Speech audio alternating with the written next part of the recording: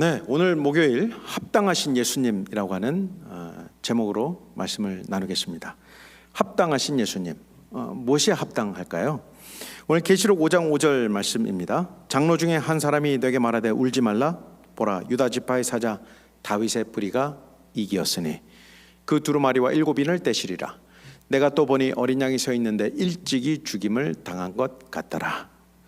오늘 이 계시록 말씀에 보면 우리가 어제도 살펴보았습니다마는 우리 합당하신, 영광을 받으시기에 합당하신 우리 예수님께서 어떠한 일을 하시고 계셨는가를 우리 계시록 4장과 5장을 통해서 말씀해 주고 있습니다. 이것이 요한이 하늘을 바라본 그 메시지를 오늘 이 마지막 시대를 살아가는 우리들에게 위로의 기별로 증거하고 있습니다. 이 땅에 십자가를 통해서 승리하시고 하늘로 올리우신 이 예수님께서는 하늘에서 왕이 되셨습니다. 그러므로 이 왕이신 예수님께서 하시는 일이 무엇인가? 첫 번째는 오늘 이 마태복음 1장 21절 말씀대로 자기 백성을 저희 죄에서 구원하시는 그 역할, 다른 말로 죄인의 보증이 되시고 우리 죄를 모두 갚으셨다고 하는 사실입니다. 그 일이 이루어졌습니다. 이것이 복음입니다. 그리고 이것이 심판의 기별에 있어서 우리에게 너무나 놀라운 위로의 기별을 증거하고 있습니다. 자기 백성을 저희 죄에서 구원하셨다.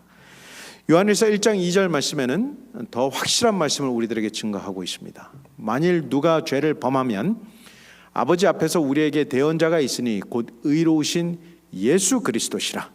바로 우리 모든 죄인들에게 보증이 되고 확증이 되시는 우리 죄의 보증인으로서의 예수 그리스도, 그분을 우리에게 소개하고 있습니다. 두 번째는 예수님께서 하늘 아버지를 우리에게 소개하고 계십니다. 요한일서 1장 18절 말씀, 본래 하나님을 본 사람이 아무도 없습니다. 아버지 품속에 있는 독생하신 하나님만이, 예수님만이 우리를 하나님으로 소개하고 있습니다. 우리는 예수님을 통해서 하나님을 보게 된 것입니다. 갈라디아 4장 6절 말씀, 너희가 아들님으로 복음이 그 아들의 영을 우리 마음 가운데 보내사 아바 아버지라 우리를 부르게 하셨느니라. 그러므로 예수님께서는 하늘 아버지를 우리에게 소개하실 수 있게 되신 것입니다. 그 혜택을 이 시대를 살아가는 우리가 보고 있는 것입니다. 세 번째는 우리 예수님께서 하나님을 우리가 뵙고 함께 먹고 마시도록 우리를 초청하셨다고 하는 사실입니다. 출애굽기 24장 11절 말씀에 하나님의 이스라엘 자손들이 존귀한 자들에게 손을 대지 아니하셨고 그들은 하나님을 뵙고 먹고 마셨더라. 이것은 바로 이 오순절 사건 이후에 바로 이 십자가 그 십계명이라고 하는 그 율법서를 받은 이후에 그들이 받았던 혜택을 가리키고 있습니다. 그 말씀 그대로 히브리서 10장은 신약에 살아가는 우리들에게도 여전히 이 말씀을 증거하고 있습니다. 그 길은 우리를 위하여 휘장 가운데로 열어놓으신 새로운 살 길, 하나님께로 나아가도록 초청하고 있는 그 일, 이것이 바로 예수님께서 우리를 위해서 행하신 일이라고 하는 사실이죠. 이런 모든 것들을 우리가 바라볼 때 우리 예수님께서 우리를 위하여 얼마나 놀라운 일을 행하셨는가를 알 수 있습니다. 바로 이 하나님 예수님께서 우리들에게 주시는 그 놀라운 기별은 우리가 모든 혜택을 받아 누리기에 흡족한 것들을 가리키고 있습니다. 그리고 마지막으로 예수님께서 하신 일은 우리 하나님께서 통치하신다라고 하는 사실을 오늘 우리들에게 말씀하고 있습니다. 요한복음 5장 22절, 아버지께서 아무도 심판하지 아니하시고 심판을 다 아들에게 맡기셨다. 그리고 부자 선지자의 말씀에는요, 아버지께서는 그리스도의 중보 사업을 통해서 사람을 구원하시고 그분의 율법의 권위와 신성성을 옹호하시도록 그리스도의 손에 세상을 맡기셨다. 그래서 우리 예수님께서 이 땅의 왕이 되신 이후에 어떤 일이 우리에게 벌어졌는가? 우리 죄를 구원하셨고 하나님을 우리에게 보여주셨고 또 우리가 하나님과 함께 먹고 마실 수 있는 그 친교를 우리에게 허락하셨고 이 모든 세상을 다스리시는 통치자로서 오늘 우리들에게 서셨다고 하는 사실입니다. 그러므로 이 어찌 합당한 분이 아닐 수 있겠습니까? 이 모든 것을 찬송과 영광과 존귀를 받으실 만한 분으로, 합당한 분으로 이 계시록 5장은 오늘 우리들에게 소개하고 있는 것입니다. 오늘 한 흥미로운 이야기로 오늘 이 시간을 마무리하려고 하는데요. 한국의 여권이 얼마나 파워가 있는가라고 할 때 비자 없이 방문할 수 있는 국가가 무려 한국 여권으로 165개국 이상을 방문할 수가 있다고 하네요. 그러니까 참 많은 국가를 다닐 수가 있는 것이죠. 그것도 비자 없이 말입니다. 이 여권만 들고 있으면 그 나라를 자유롭게 드나들 수가 있는 것이죠. 그런데 이 한국 여권에 쓰여져 있는 그 앞면에는 이렇게 표현되어 있습니다. 대한민국 국민인 이 여권 소지인이 아무 지장 없이 통행할 수 있도록 하여 주시고 필요한 모든 편의 및 보호를 베풀어 주실 것을 이 관계자 여러분께 요청합니다. 대한민국 외교통상부 장관이라고 써져 있습니다. 이 여권의 앞면을 바라보면서 나를 위해서 이런 편지를 하나 남겨주셨다고 하는 것, 이거 참 감사했습니다. 그래서 미국 여권에는 어떻게 쓰여져 있는가 제가 참 궁금했어요. 그래서 미국 여권을 한번 봤습니다.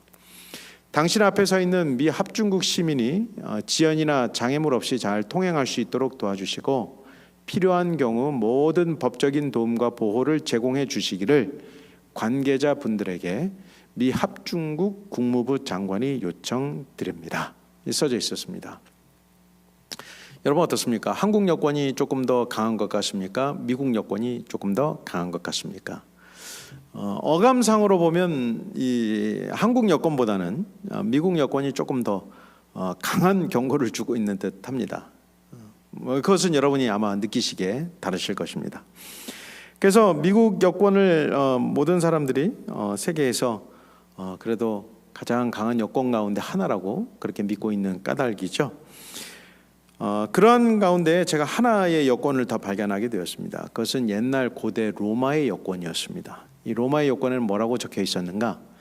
만약 지상이나 해상에서 이 여행자를 해칠 만큼 강한 자가 있다면 그로 하여금 로마 황제와 전쟁을 할 만큼 자신이 강한지 생각해 보게 할지어다. 어떻습니까? 아마 미국 여권보다 더 강력한 경고의 메시지가 담겨져 있습니다. 이것을 해석해 보면 뭐라고 해석할 수 있냐면 로마 황제와 전쟁을 치를 자신이 없으면 이분을 건드리지 말아 주시기를 바랍니다. 이 말씀이죠. 그 말은 이 여행자 로마 시민을 건드리면 황제와 전쟁을 치를 각오를 하라라고 하는 경고의 메시지입니다. 이것이 바로 이 나라의 국가의 권력이 주는 어떤 힘이라고 할 때 로마 시민이라고 생각되면 얼마나 자신감이 있었을까요? 실제로 그 로마 시민권이 누리는 그 놀라운 혜택은 우리가 이미 사도 바울 선생님의 경험을 통해서 잘 알고 있죠. 그런데 우리가 천국 시민으로 살아간다고 할 때에 그 놀라운 혜택은 얼마나 대단한 것인가. 오늘 이 계시록 5장 말씀을 보십시오. 울지 말라, 유대 지파의 사자 다윗의 뿌리가 이기었다. 이것입니다. 이기었다. 이것으로 모든 것이 끝났습니다. 우리 예수님께서 이기셨다. 그리고 모든 영광과 존귀와 능력을 받으시기에 합당하시다. 오늘 우리들에게 선언하고 있습니다. 그러므로 사랑하는 성도 여러분, 오늘 이 아침 여러분이 다른 어떤 시민권보다 천국의 시민권을 가지셨다고 하는 것, 그리고 이 대쟁투에서 여러분의 그 심판대 앞에 설 수 없는 그 두려움 가운데서 천국의 시민권을 가지고 그 두려운 심판대 앞에 설 수 있다라고 하는 것, 이것이 얼마나 귀한 복음인가를 오늘 여러분들이 다시 한번 생각해 보는 시간이 되기를 바랍니다. 그 합당하신 예수님, 존귀와 영광과 모든 찬송을 받으시기에 합당하신 우리 예수님께서 이 모든 것을 이기셨다. 오늘 이것이 오늘 이 하루를 시작하는 저와 여러분에게 귀한 복음이 되기를 바라면서 오늘 여러분들에게 개인 경건의 기도 시간으로 초청하겠습니다.